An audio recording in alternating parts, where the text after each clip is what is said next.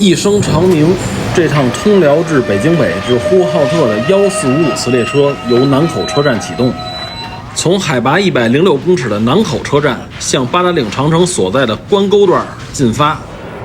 关沟段是京张铁路的精华所在，而这条京张铁路是我最熟悉的线路。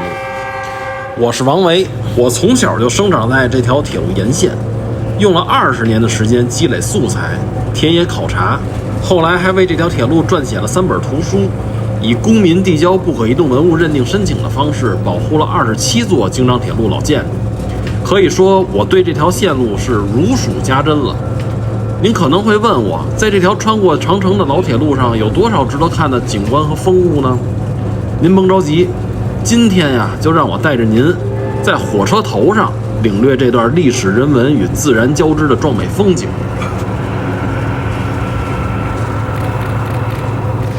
南口是京张铁路关沟段的起点，这儿呢也是华北平原的北端。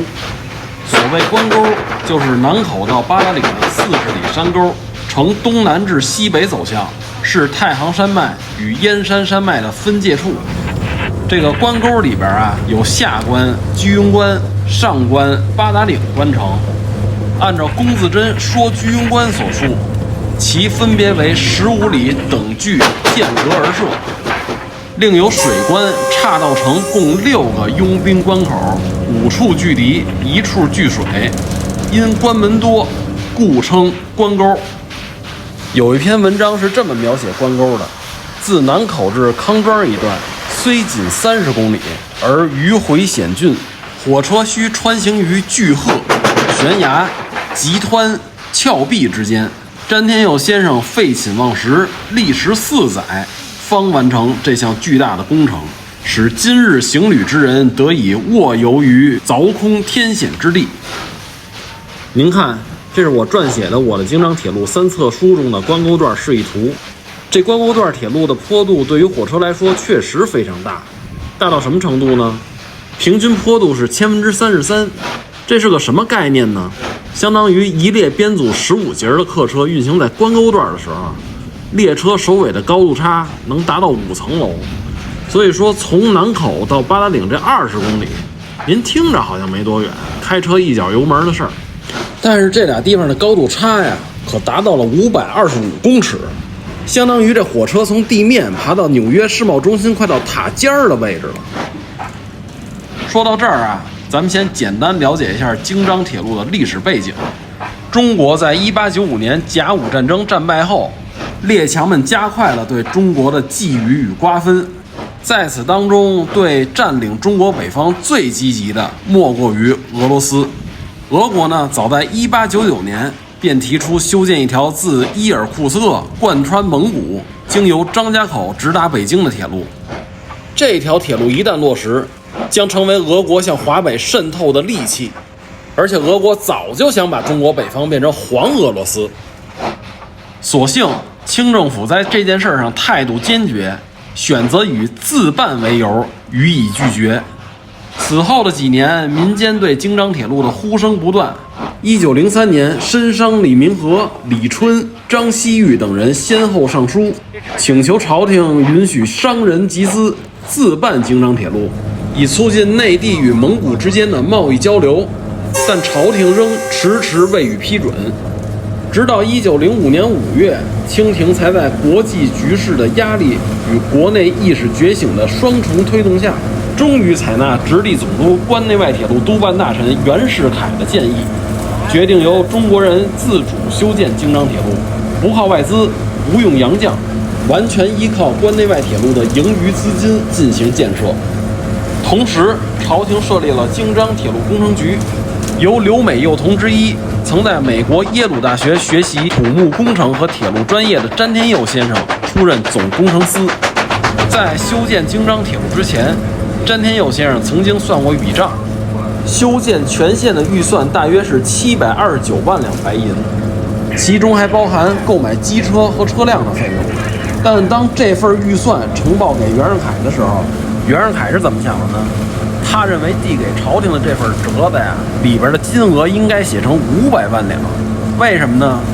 实际上他呀，也不是为了弄虚作假，而是对内外交涉的权宜之计。当时啊，各国列强为了争夺修路权，也报出了500万两的预算，但这笔钱呢，不包括机车车辆。实际上啊，水分太大。袁世凯呢，知道里边的猫腻，要求詹天佑把表面的预算压缩在600万两以内，并说明奏折里边仅为工程费，不含机车车辆和总务的开支。詹天佑最终将预算缩减至572万两。袁世凯允诺，表示机车车辆和总务开支可以另行奏请，在首段通车之后，以运营收入进行补贴。就这样，京张铁路于1905年10月2号正式在丰台动工。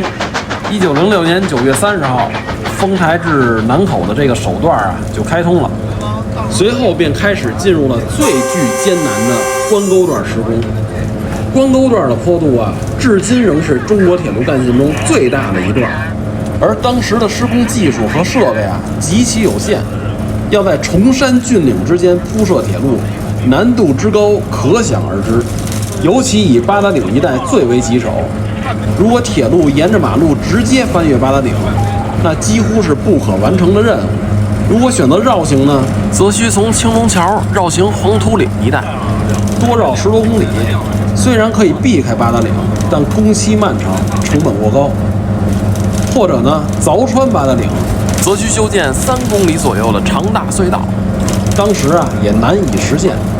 所以面对这些选项，詹天佑先生权衡再三，最终还是选择了巧妙而务实的方案，也就是在青龙桥设置之字形折返线，使列车在此以倒车的方式折返爬坡，这样既可以降低坡度，又能缩短八达岭隧道的长度，大幅降低施工风险和难度。另外，詹先生又算了一笔账，从北京到张家口约200公里，使用传统骡马或人力运输的话呢，货运费约每担1.2两白银，客运费约每人3.5两白银。如果用铁路运输的话呢，货运每担可降到0.25两白银，客运按每天500名旅客计算，每人每华里也就是5个大钱儿。如此统计，货运则每年收入180万两白银，客运则收入25万9200两白银，总计收入205万9200两白银。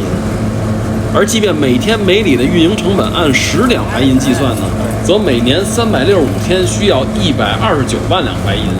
这样的话，每年将会有76万3200两白银的收入。可见这个京张铁路开通啊，不仅使运价变低了，还使旅行时间缩短了不少，是当时实实在在的惠民之路。经过了4年的施工啊，在1909年，这京张铁路就全线正式通车了，总耗资是693万两白银，铁路正线全长是356华里，算上丰台柳村支线呢是364华里。这是首条由中国人自行勘测、自行设计、自行施工的干线铁路。在通车当天啊，轰动海内外，破除了中国工程师不能自行修筑铁路的谣言，为中国近代工程史写下了浓墨重彩的一笔。在1909年京张铁路通车之后啊，很多洋人乘坐火车前往八达岭，他们在青龙桥车站下车之后呢，乘坐当地百姓抬的轿子前往长城。为了吸引这些外国游客的兴趣，老百姓根据沿途的城铺、寺庙、山石与泉水等自然与人文景观的形态，赋予它们形象生动的名称，逐渐形成了关沟72景。这些景色呀，有的极为直观，例如仙枕石、五桂头、六郎影；有的呀极为抽象，比如说二龙戏珠、2人下棋1人看。随着岁月更迭，因为山洪还有铁路改道等因素，72景中的不少景致啊已不复存在。但是呢，仍然有不少得以留存。至今您坐火车经过关沟段的时候，仍然可以观其风采。一会儿咱们路过的时候，我指给您看啊。在特大号机车徐徐推进之中，火车渐渐上山，两旁青崖摩天，逼近车窗，如绿绒的屏障，旋转重叠，悬崖上的羊群游牧，仰视小极，如乌漆树颠。山下流泉之间，大石罗布，令人想起唐人一川碎石大如斗，随风满地石乱走之句。这是文豪冰心对南口东源区间的描写，细腻生动，极富画面感。咱们当前啊，就是运行在这个区间，全长6.3公里，平均坡度呢是15%，最大坡度24%。这个区间啊，这坡度还不算太陡。您看这前方啊，就是东源车站了。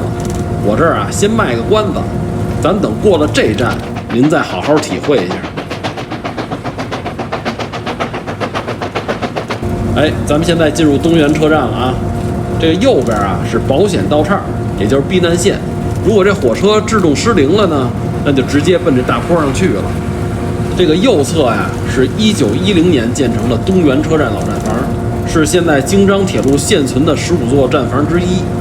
这站房上仍然保留着通车初期的站匾，但这站匾啊早就被油漆涂抹了。我呢根据老照片推测，应当是詹天佑先生题写的。东源车站位于京张铁路104华里处，站中心的海拔呢是202.283公尺。您看啊，这可比南口车站高出97公尺了。其实这个京张铁路啊，在1909年全线通车之后呢，这儿并没有设站。南口车站的下一站啊是青龙桥，直到1910年呢，铁路运量上来了，京张铁路局啊，为了增大南口到康庄之间的运输能力，增设了东源、居庸关、三铺、西波的4座会让车站。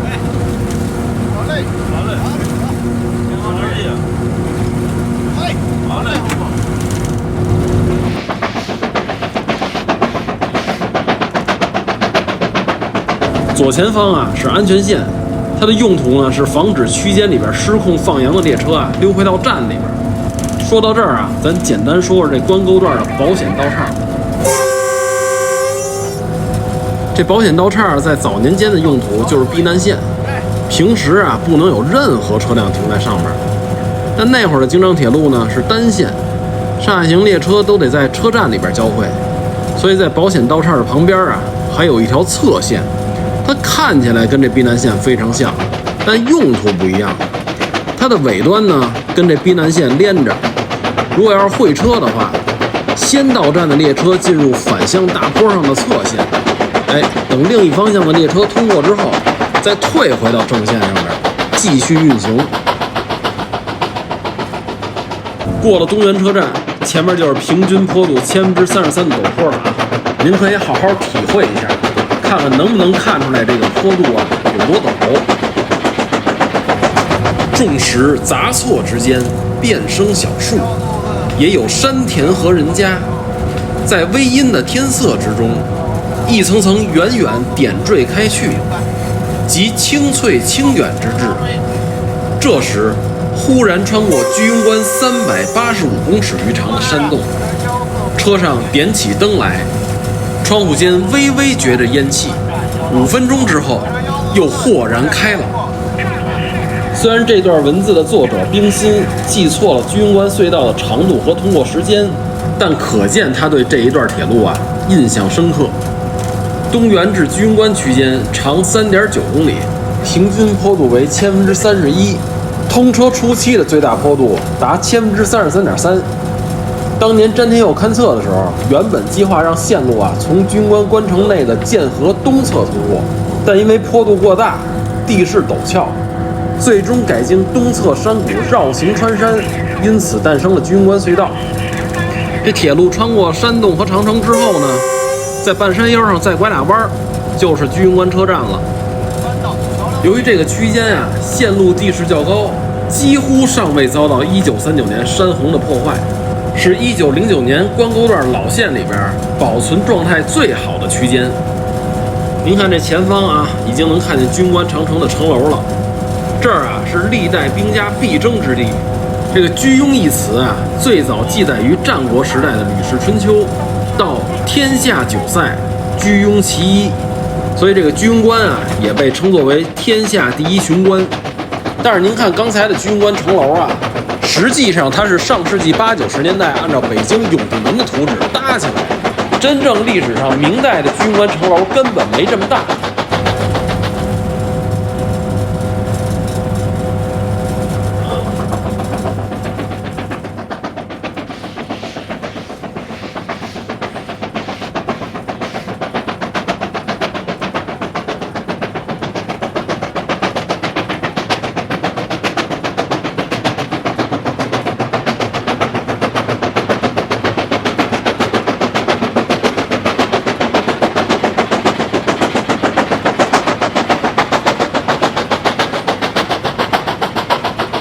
在100多年前啊，京张铁路就跟关沟的山桃花、山杏花相映成趣。近年来吸引大量游客和铁路爱好者前来拍摄。2019年的时候，这儿啊修建了供人拍摄的栈道。希望您有机会可以亲自到现场来感受一下列车穿过花丛和长城的美景。据跑关沟段的老师傅讲，在蒸汽机车的时代啊，跑关沟的时候，这个司机得根据列车总重、线路坡度，将这个蒸汽车的手把、气门还有撒沙配合好，尤其是什么时候撒沙，还有这撒沙量，这几点啊尤为重要。老师傅们说啊，这个沙子呀是宝贝，一般在机车进弯的时候开始撒沙，驶出弯道之后啊停止撒沙，因为这弯道啊阻力大。而且蒸汽车的动轮啊，在弯道不同的位置的时候受力不同，所以容易打空转，就是机车的牵引力大于粘着力了，等于说这车啊悬起来不走了。但是你如果降低牵引力的话呢，这列车就爬不动了。说到这儿啊，这个老师傅们特意强调喜欢开这马来4型蒸汽车上山，为什么呢？这车呀是双气室双气缸，一侧啊是有8个动轮。上山的时候啊，如果打空转的话，前面4个动轮打，后边4个不打，所以说前面的粘着力小了，后边4个动轮的粘着力还在，所以它运行起来比较稳定。开这种机车上山啊，比开普通的机车上山要轻松，而且放心的多。前方就是居庸关隧道了，它是京张铁路的1号隧道，但它不是京张铁路最早修通的隧道。1906年底，詹天佑先在三步至青龙桥之间修建五会头石佛寺隧道，积累了大量经验之后啊，1907年春天开始施工居庸关和八达岭隧道。它原本啊是计划在居庸关隧道中部开凿竖井，增加作业面，以加快施工速度。但是因为这个落差呀太大了，改为从两端向中间掘进。我在10多年前采访了一些个老火车司机。他们跟我说呀，这个美国 OCO 制造的马来4型机车的这个烟囱啊，距离隧道顶端仅为1拳左右，侧面呢更近。曾经有司机在过居庸关隧道的时候啊，向外探头，这脸上啊就蹭掉了一块皮。由于马来4型机车较为庞大，在隧道里爬坡的时候啊，从烟囱排出的阀气喷到隧道顶端之后啊，会顺着两边的墙壁啊向下走。然后飘向后方，灌入密封不严的司机室里边。老师傅们曾经用温度计测量过，这个列车啊进居庸关隧道之前，司机室里边20摄氏度，等出了隧道之后呢，司机室里边80度。所以他们过隧道的时候啊，无冬立夏都披着免袢衣，脸上还得糊着湿毛巾。所以他们跟我说呀，这居庸关啊跟鬼门关似的。过一回隧道真够呛。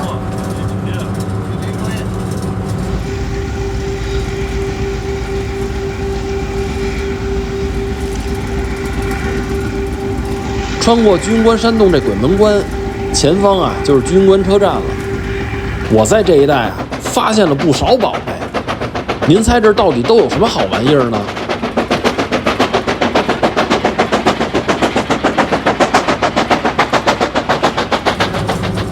您看前边就是居庸关车站了哈，您要是以保险道岔作为参照物，就能看出这铁路有多陡了。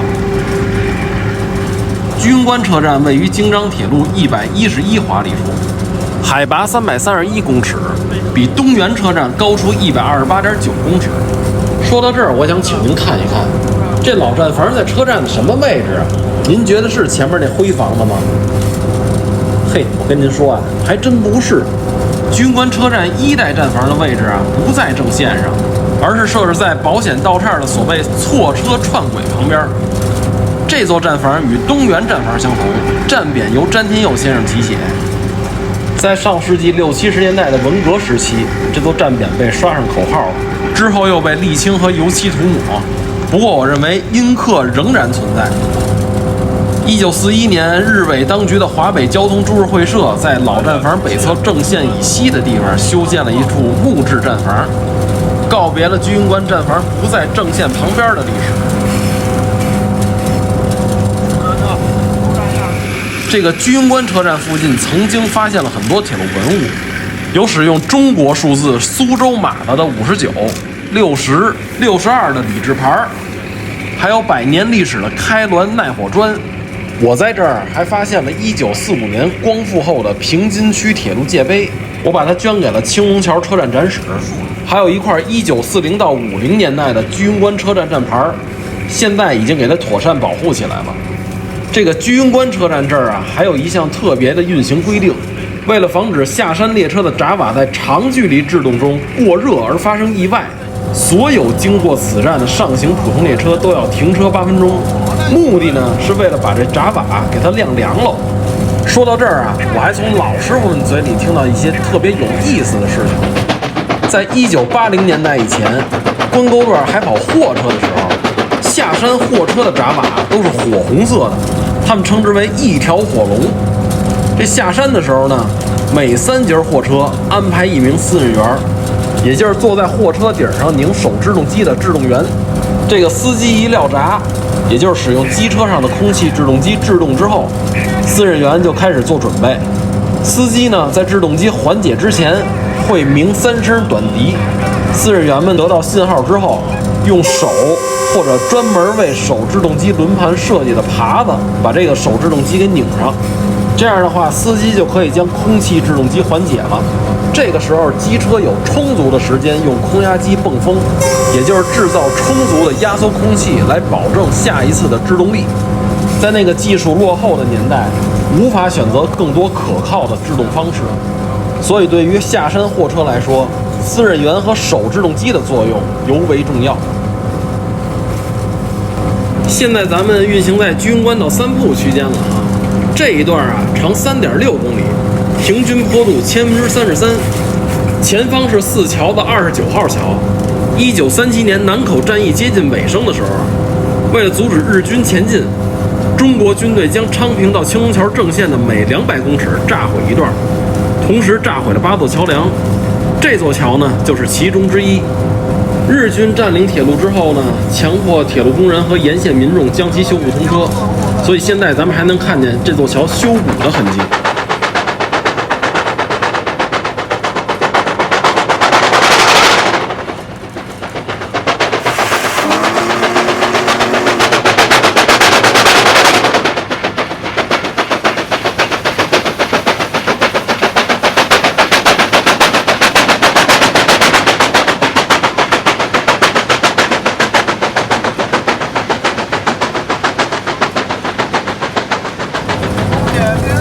您看前方右侧是5号保险道岔的原址，这个避难线啊长206米，坡度是39.8%。通常这个上山的列车啊，一过保险道岔之后，这个道岔呢就搬到避难线方向了。如果上山的列车出现断钩、溜车等意外，这车呀就直接奔着避难线去了。那么下山的列车呢，在这个保险道岔之前啊，先得1度停车，确认制动力没问题，然后啊，这保险道岔再搬到正线的方向，它才能接着下山。这个行车规则呀，至今仍在关沟段沿用。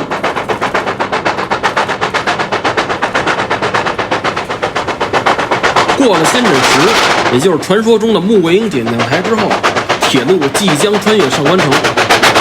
上官城原来是北齐时候建立的纳款关，唐朝的时候叫蓟门关，之后被改为居庸关。明初，大将军徐达在上官城以南4公里的地方新筑居庸关城，也就是现在的居庸关。所以这座城呢被改名为居庸上关。在1906年修建京张铁路的时候，上关城东山城墙被开辟成路基。1939年的山洪呢，对这个上关城破坏其实并不大。到了1982年修建公路的时候，这座千百年来的古城可就遭了殃了。除了现在咱们还能看见的人字形长城，南北城门和附近的城墙都被夷为平地了。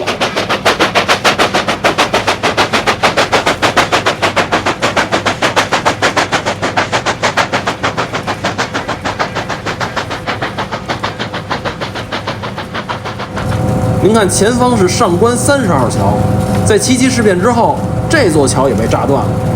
1939年发了山洪之后呢，这座桥和桥北沿河行走的线路短暂恢复通车。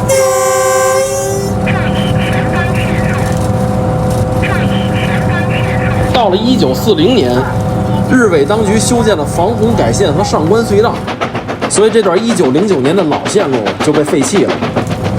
到了1983年，为了配合公路的工程，这铁路线位又向东平移了，所以这上关隧道最终被废弃，改成了仓库。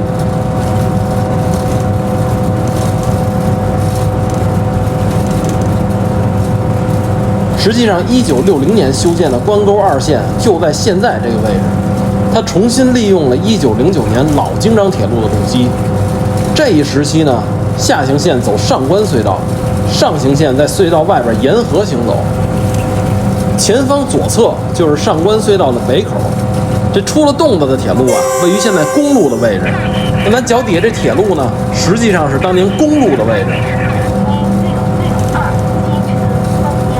咱们现在走的这一段是曾经关沟段坡度最大的地方。当然，通车初期的时候，也就是33%。1940年防洪改线之后，最大坡度改成了35.8%。到了1986年改线之后，这儿的坡度一度达到了36%，后来经过施工降到了31%。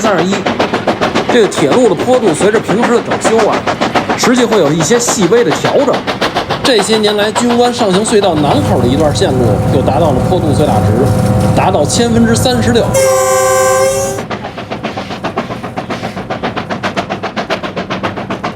我曾经采访过这儿的站长，他说80几年的时候，他遇见过日伪时期的老站长回来怀旧了。那位老站长在这儿发生过什么故事呢？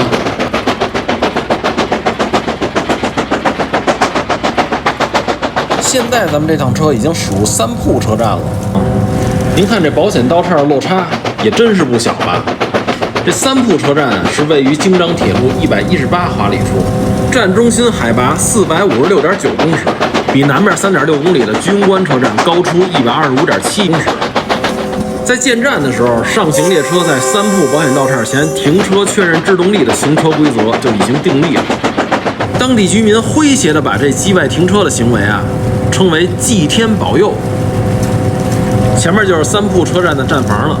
我本来以为这座车站的1代站房是跟线路平行的，但后来经过调查，我发现它跟线路实际上是呈垂直的布局。它的位置呢是在2代、3代站房北边。从历史影像来分析，我认为这座车站的站匾应该也是詹天佑先生题写的。可惜在1960年修建2线的时候被拆除了，现在只有1代站房的后半部分尚存。在日伪时期，站房旁边还修过2座特别大的炮楼，立面上布满了射击孔。1987年，85岁的日本籍站长还回到过三铺站来怀旧。他对当时现任的杨奎江站长说：“这些炮楼、枪眼，通通我的干活。”过了站房，就是日伪时期修建的保险道岔。在1945年2月4号，382次列车由青龙桥车站开车之后制动失灵，区间里边仅用了4分钟。这趟车的司机是当时被工友们称作机车神仙的柴俊清，可是他面对这种溜山放羊也无能为力，只好跳车逃生，不幸把脚后跟子给压掉了。机车拉着满载铁矿粉的货车直接冲入了三铺避难线，这火车头直接就扎到山头里边去了，4辆矿石车翻到山下。我听老师傅说，1958年大炼钢铁的时候，南口机务段曾经组织职工们在这儿挖铁矿粉，但即便他们挖的再干净，我现在在避难线下方的涵洞上，还是能找着发红的铁矿颜色。如今啊，先进的列车和制动方式已经可以让下山的列车啊变得更加安全。2000年4月开行的八达岭号空调旅游列车啊，在这儿就可以不计外停车了，从此开创了先河。2008年开行的 S2 线列车啊，更是可以从这儿直接通过，以高于普通列车的限速快速下山。您看这三铺32号桥，在1939年的时候让山洪给冲得够呛，前面区间几乎都给毁了。那当年给毁成了什么样？后来又有什么变化呢？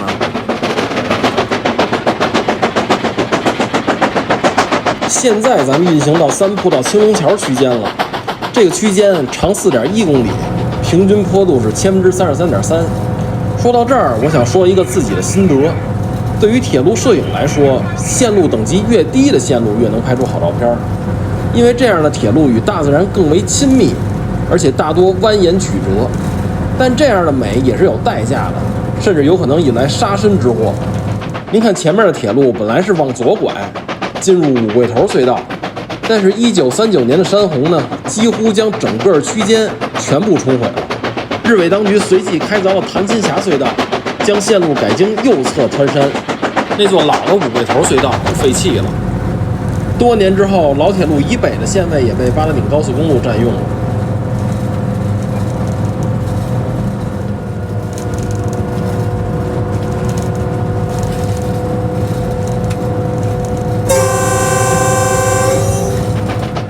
现在咱们在山谷里还能找着这座五桂头隧道的遗址，它的路基部分早就被凿成了槽，万一再发山洪，一部分洪水就可以从隧道里边走了，省得把防洪改线给冲塌了。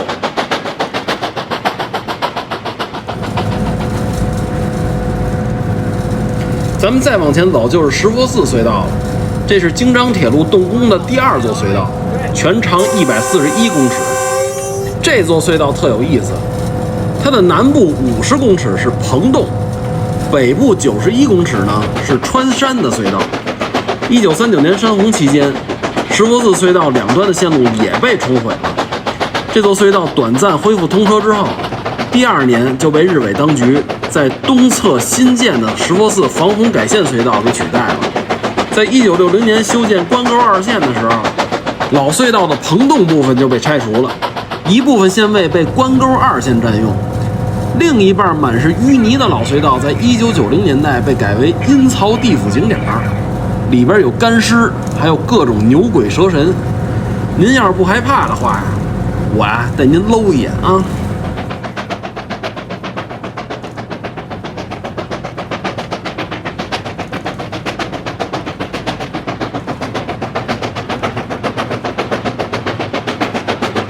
穿过这座人为制造的鬼洞，就到了石佛寺隧道北口。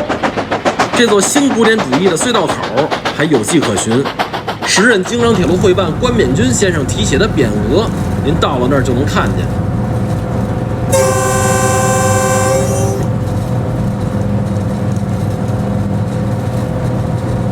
嘿，前面我可太熟了啊！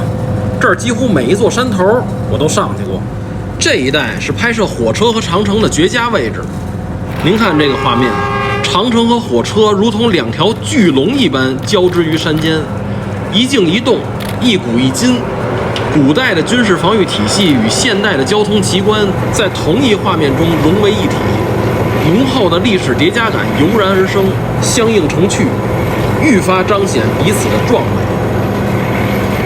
在前往拍摄机位的路上，我经常会穿过一座废弃多年的老桥，这就是石佛寺山洞北口36号斜桥，当年也被山洪给冲毁了。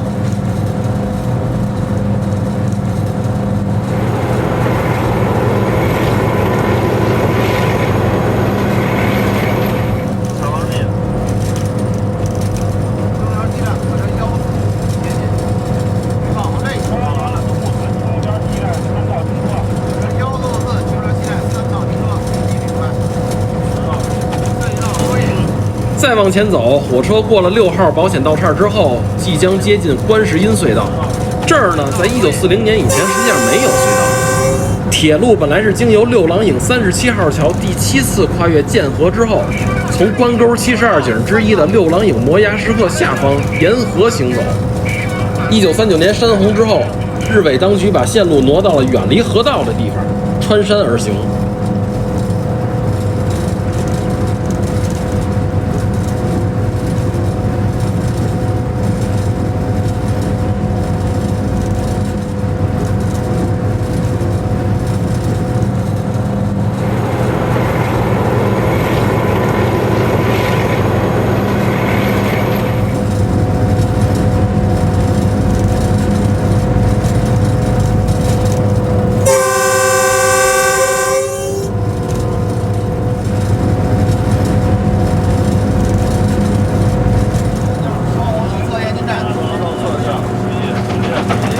前方是青龙桥村首38号桥。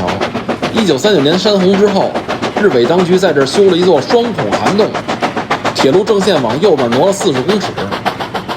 现在1909年的老线就往右边去了，通往青龙桥老站。咱们脚下的线路是1960年的关沟2线，奔青龙桥西站。我曾经带领小学游学团来这儿找过这座38号桥。我问孩子们：“你们找找那座最老的38号桥在哪儿呢？”一些孩子们说，挂着1905年修建铁路涵洞牌子的那座就是。我又问他们，那左侧的遗址是什么呀？一些孩子产生疑问，感觉它的年头更长一些。我给他们看了看老照片，他们辨认出左边这座应该是最老的38号桥。我跟他们说，这儿啊最早到1906年才动工的。所以那上面写着1905年修建的铁路涵洞肯定不对。你们这样运用独立思考和判断的做法非常好，不要轻信一家之言，要敢于质疑权威。前面出了洞的就是青龙桥西站了。这一带啊，可看的铁路文物特别多。出了隧道就是青龙桥西站了。1960年关沟2线通车之后，所有的下行列车改经青龙桥西站运行。这儿呢，跟青龙桥老站的原理相同，也是一座之字形折返站。咱们先进站，一会儿咱们就能体会到这列车该怎么接茬运行了。这座青龙桥西站位于70公里加713公尺处，站中心线路海拔是576.5公尺，比三铺车站高出119.5公尺。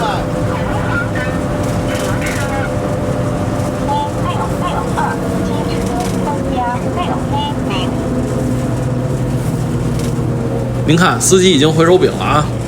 列车啊，很快就会停车。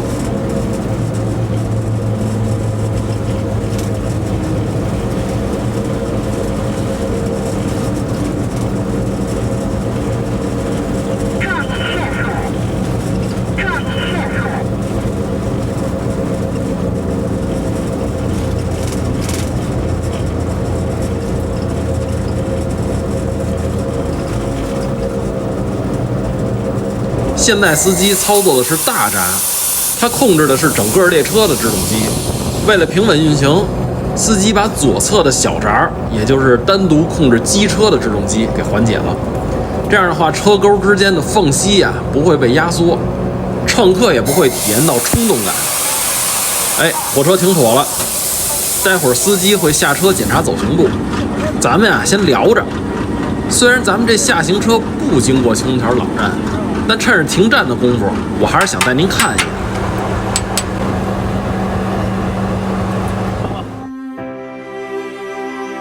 青龙桥车站是京张铁路的咽喉，即著名的之字形折返线所在地。这儿已经距离山顶的八达岭长城非常近了。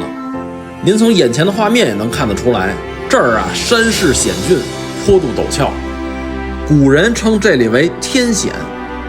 1905年，詹天佑先生在此勘测的时候，他判断出，如果将线路直接穿山，那么将修建一座2-3公里长的八达岭隧道，这势必对施工技术是个考验，而且工期和预算非常有限。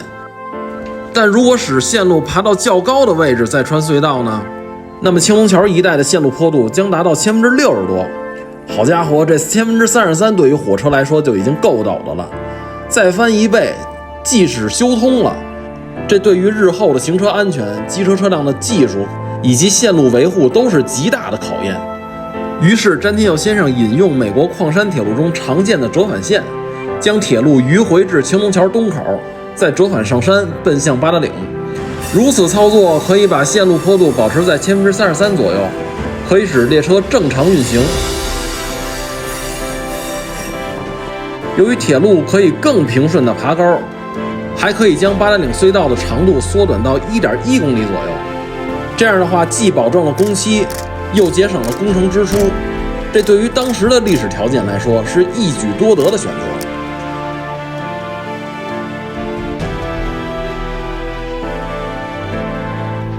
青龙桥车站位于京张铁路125华里处，站中心海拔595.35公尺，比三铺车站高出138.4公尺。1919年，詹天佑先生与世长辞之后，中华工程师学会、京绥铁路同仁会等单位向北洋政府申请，在青龙桥车站建立一座詹天佑先生的全身铜像。时任大总统徐世昌批准之后，由日本雕刻家建田大梦制作。1922年，铜像和大总统颁给之碑同时落成，青龙桥车站附加了一层身份，成了纪念詹天佑先生的场所。1982年，詹天佑先生的夫妻合葬墓从我上中学的地方北京海淀小南庄迁至青龙桥车站。在詹先生生前，他曾说：“生命有长短，命运有沉生。我的生命早已化成匍匐在华夏大地上的一段铁轨，也算是我坎坷人生中的莫大幸事。”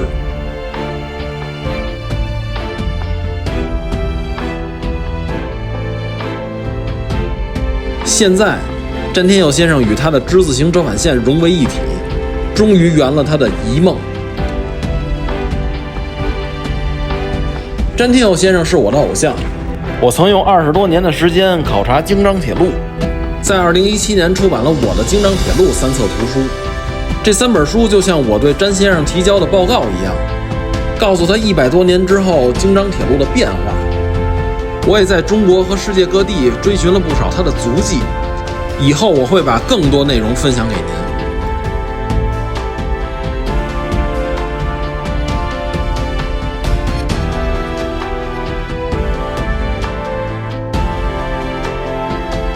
话说回来，咱们现在所处的这座青龙桥西站的景色啊，其实并不逊色于青龙桥老站。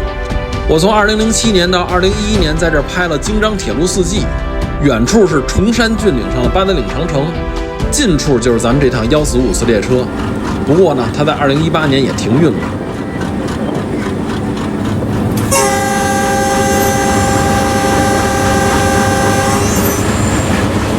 现在啊，列车已经换向完毕，咱们继续出发。这会儿啊，咱们的机车已经改为推进运行了，由列车前部改为列车尾部。刚才在列车尾部推进运行的那台补机，在这会儿已经变成了前部的车头，在前面牵引列车前进。所以您看“推挽运行”这个词儿啊，在这儿就特别好理解了。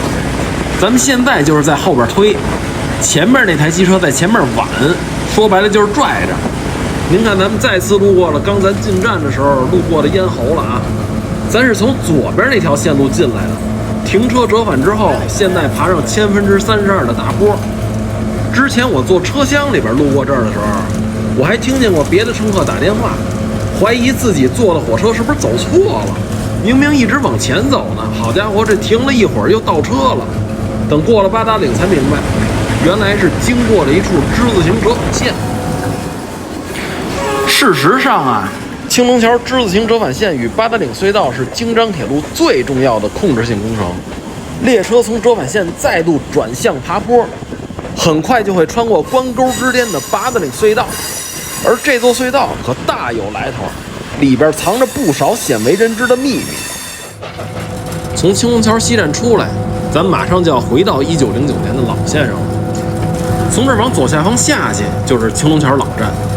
这一带是自然坡度最大的地方，古人云“居庸之险不在关城，而在八达岭”，描述的就是这儿的山峡。咱们过了这岔子和左边的日伪炮楼，马上就要进入全长1090.5公尺的八达岭隧道了。哎，进洞了啊！咱们现在途经的八达岭隧道是整个京张铁路的控制性工程，它是个越岭隧道，中间高，两边低，从隧道里边往2个方向都是下坡，所以咱们跟任何一个隧道口都看不着对面的亮光。这个坡底啊，在隧道中间的位置，它的海拔呢是631.3公尺，是关沟段铁路海拔的最高点，比20公里以南的南口车站高出525公尺。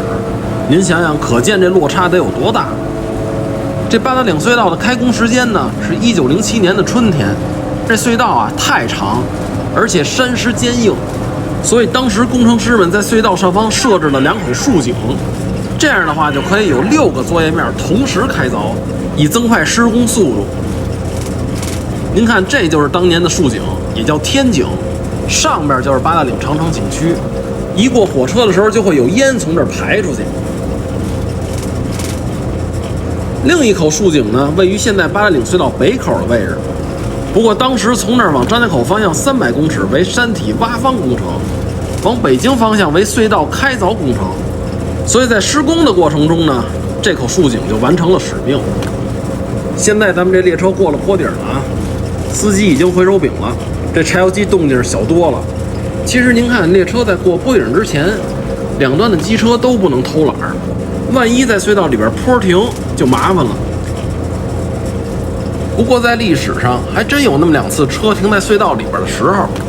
1937年8月7号，南口沦陷之后，日军向察哈尔方向侵犯，为了阻止日军前进，256旅及康庄机务段工人将多台机车和车皮连接，堵塞各个山洞，然后将其炸毁。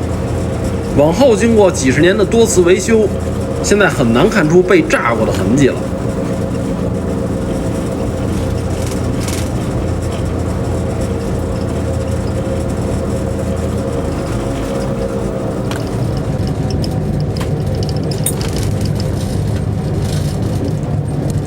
过了八达岭隧道就是岔道城了，再往西到康庄是一路下坡，这坡度可比关沟这边平缓多了，最大18%。从73公里线路所，也就是1979年改称的八达岭车站，再往西到康庄，又是一段1960年增建的副线区段。这一段线路啊，实际上就不属于关沟段了，因为关沟是指南口到八达岭这20公里山沟嘛。但是呢，这儿啊地形狭窄，不适合设置大站，所以关沟段的机车呀，要运行到八达岭以西10公里的康庄才算完成任务。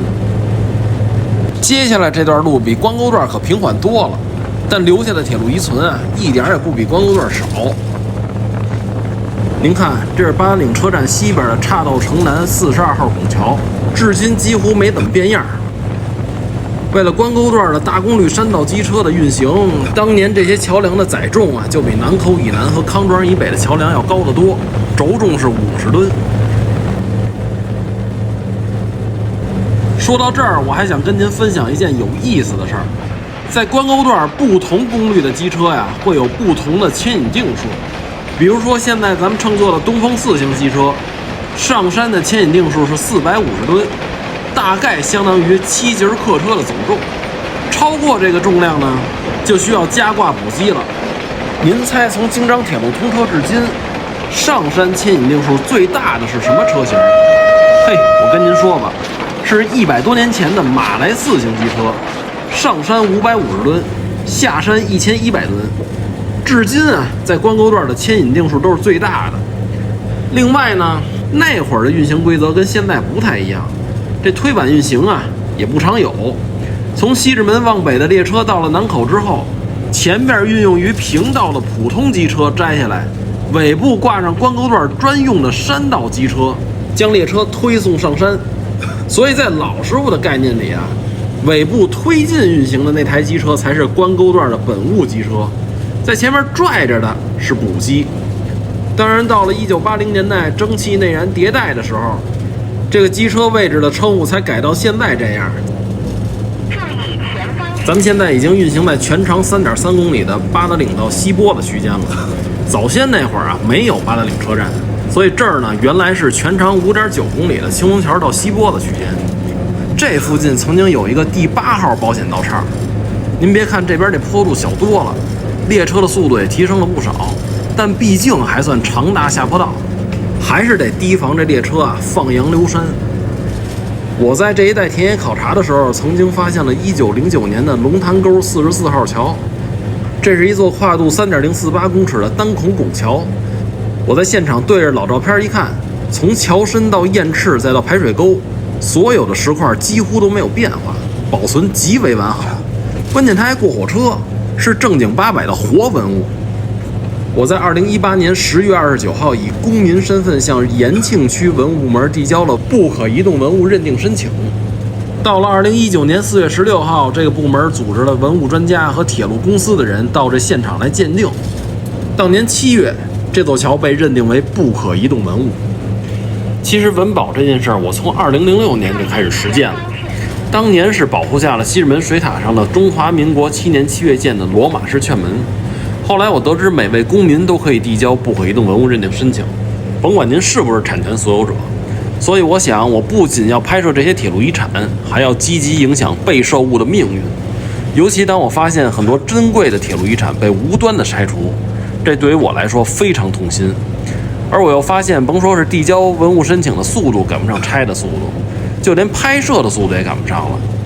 我也知道自己能力范围有限，但我还是要尽己所能，将我的行动主义纪实摄影进行到底，以此影响更多铁路遗产被保护。前面马上就到西波子车站了，这儿的坡度是11%。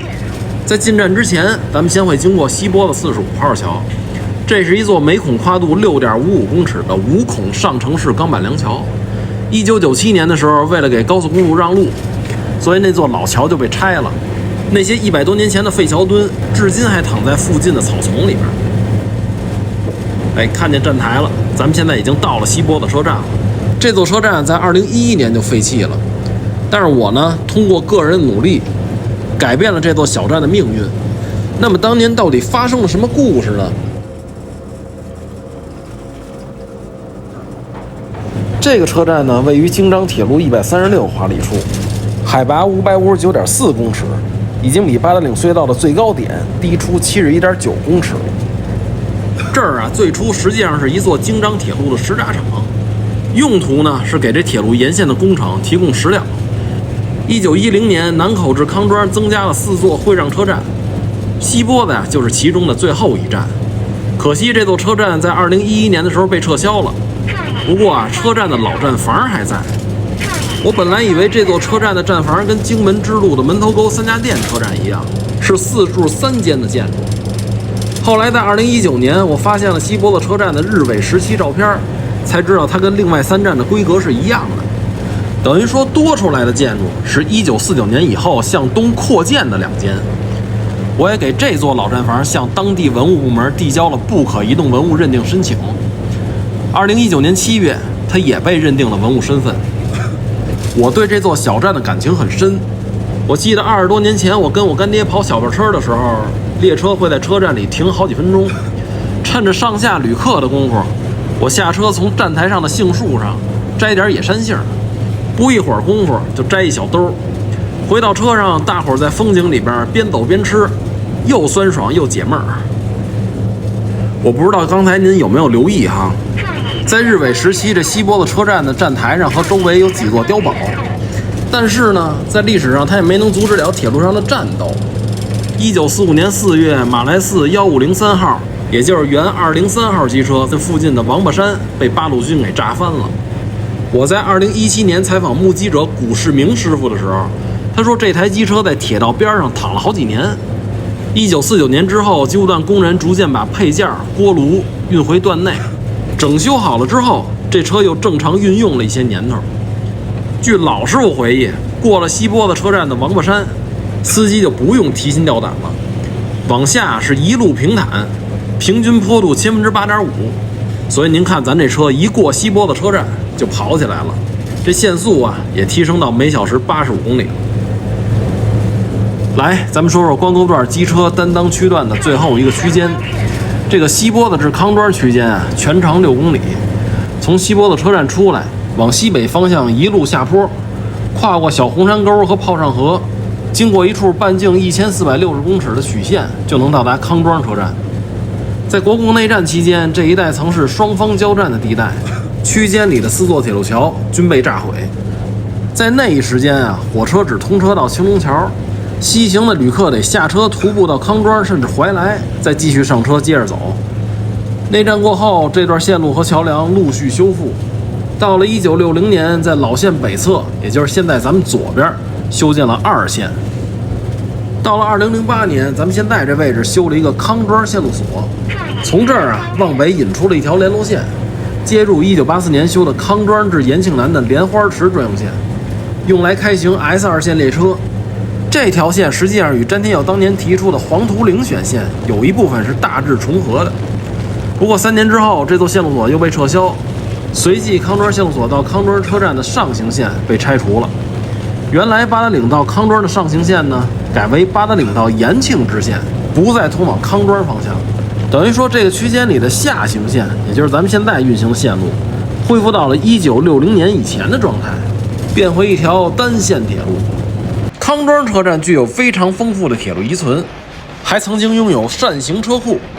在2013年的时候，本来要被纳入国家级文物保护单位，可就是那么不幸，它差了一丁点儿，还是与文保失之交臂了。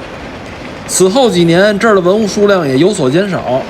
面对这样的局面，我认为我绝不能袖手旁观，必须出手。那么到底发生了什么事情？最终结果又是如何呢？前面下坡下到底就是康庄车站了。在进站之前啊，咱们先会经过康庄三角线和机车房。这个三角线呢，是1940年代后期为了机车转向而修建的，此前用的是机车房西侧的转盘。这康庄车站跟南口车站的地位非常类似。如果说南口是京张铁路的心脏的话，那么康庄就是京张铁路的关节了。康庄车站的海拔呢是508.4公尺，比西坡子车站又低了51公尺。由此向西是一马平川，不再需要山道机车继续前行。所以这儿啊有另一处火车头的家，是山道机车和平道机车的交接处。由于关沟段的坡度和青龙桥车站到发线的长度，以及机车功率的限制，从北京出发的一列货车到南口之后要解编成2到3列，由山道机车分别将其牵引到康庄之后，2、3列再合并成原来的一列，再由平道机车继续向西牵引。反之也同理，但是由于往东的列车要经过关沟段下山，在康庄车站要经过极其严格的检查才可以开车，所以早年间总能在康庄车站看见来自西北的大批货物等待翻越关沟。可是如此行车对于铁路的运营成本来说还是太高了。1939年，日伪当局开始修建同塘线，也就是大同到塘沽的铁路。实际上，它穿越太行山这段是当年詹天佑未能实现的京张铁路永定河选线，它的平均坡度只有6%，非常平缓，但沿途山势极为险峻，隧道工程甚多。到了1955年，原同塘线的丰台至沙城段，也就是丰沙线修通，极大地缓解了关沟段的压力。随着1972年丰沙2线的通车，从北京去张家口方向的大多数列车改经丰沙线运行，沙城以东的老京张铁路逐渐没落，甚至略显萧条。咱现在停妥了，马上要进行机车的解编作业。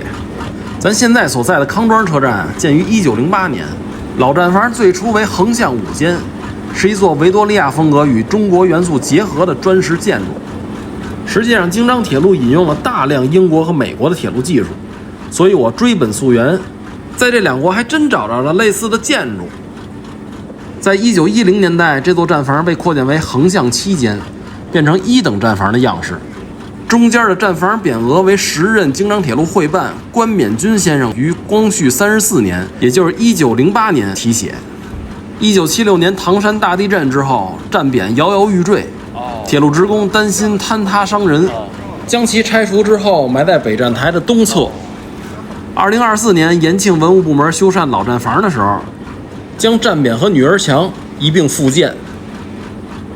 其实在2013年京张铁路南口到八达岭段被认定为国家级文物保护单位的时候，本来文物部门想把八达岭到康庄的铁路遗产也一并认定为国宝段，但他们考察到康庄车站的时候，却遭到管理人员的驱逐。这些珍贵的铁路遗产则与文物保护失之交臂。我在写书的过程中啊，总到康庄这边研究铁路遗产，在赞叹他们的同时，我也感到了这些遗存实际上有很大的风险。即便它不被拆，我也在机车房的木质窗户框上看见有过火的痕迹。于是我在2018年递交了不可移动文物认定申请。转过年来，康庄老站房、机车房、水塔、煤台、监工处、碉堡、作业场和礼堂等建筑被认定为文物。但可惜，机车房对面100多年的铁路宿舍与规划道路有冲突，没被文物部门认定成文物，导致在2021年一部分老宿舍就被拆除了。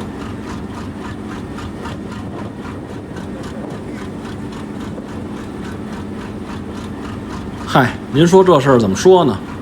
尽人事，听天命。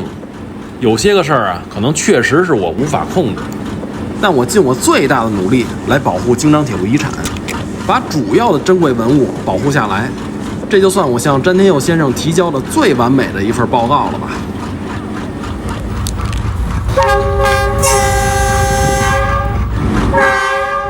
得，机车摘了入房了，司机师傅也该歇班了。感谢您陪我走完京张铁路关沟段全程，之后我还会分享世界各地的铁路遗产，深挖背后的铁路故事。得嘞，那咱下回再一块儿边走边聊。